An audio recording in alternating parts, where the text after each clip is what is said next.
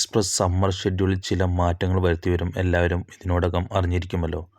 മാറ്റം വരുത്തിയ ഫ്ലൈറ്റുകളെക്കുറിച്ചും ദിവസത്തെക്കുറിച്ചും പലരിലും പല സംശയങ്ങൾ നിലനിൽക്കുന്നുണ്ട്. ബഹ്റൈനിൽ നിന്ന് തിരുവനന്തപുരത്തേക്ക് ആഴ്ചയിൽ 2 വിമാനങ്ങളാണ് പോയിക്കൊണ്ടിരിക്കുന്നത്.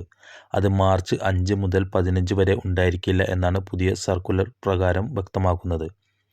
മാർച്ച് 15-ന് ശേഷം ആ സർവീസുകൾ തുടരുകയും ചെയ്യും. ആ സമയത്തേക്ക് ടിക്കറ്റ് ബുക്ക് ചെയ്തവർക്ക് എയർപോർട്ട് മാറ്റാനോ യാത്രാസമയം മാറ്റാനോ റീഫണ്ടോ അനുവദിക്കും. ബഹ്റൈൻ ഡൽഹി റൂട്ടിൽ എയർ ഇന്ത്യ എക്സ്പ്രസ് ആഴ്ചയിൽ 7 സർവീസുകളാണ് നടത്തുന്നത്. പുതിയ തീരുമാനപ്രകാരം മാർച്ച് 30 മുതൽ ഒക്ടോബർ 20 വരെ ഞായർ, തിങ്കൾ ദിവസങ്ങളിലെ യാത്ര റദ്ദ് ചെയ്ത് ബാക്കി 5 ദിവസങ്ങളിലായിരിക്കും ഇനി സർവീസ് നടത്തുക.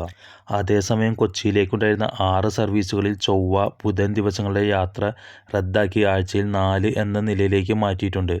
ഏപ്രിൽ 1 മുതൽ 2026 മാർച്ച് വരെയാണ് ഈ അവസ്ഥയിലായിരിക്കും തുടരുന്നത്. ഞായറാഴ്ചകളിലും കൊച്ചിയിലേക്ക് സർവീസ് ഉണ്ടായിരിക്കുകയില്ല. കോഴിക്കോട്ടേക്ക് നിലവിൽ 4 സർവീസുകളാണ് നടത്തുന്നത്. സമ്മർ ഷെഡ്യൂളിൽ അത് 2 സർവീസുകൾ അധികരിപ്പിച്ച് 6 ആക്കി മാറ്റിയിട്ടുണ്ട്. സർവീസ് ഇല്ലാത്ത ദിവസമായി വ്യാഴാഴ്ച മാത്രമാണ് കോഴിക്കോട്ടേക്കുള്ളത്. ഈ മാർച്ച് അവസാനത്തോടെ ഗൾഫ് എയർ കോഴിക്കോട്ടേക്കുള്ള സർവീസ് പൂർണ്ണമായും നിർത്തുന്ന സാഹചര്യം കൂടി പരിഗണിച്ചാണ് എയർ ഇന്ത്യ എക്സ്പ്രസ് സർവീസുകളുടെ എണ്ണം കൂട്ടിയത്.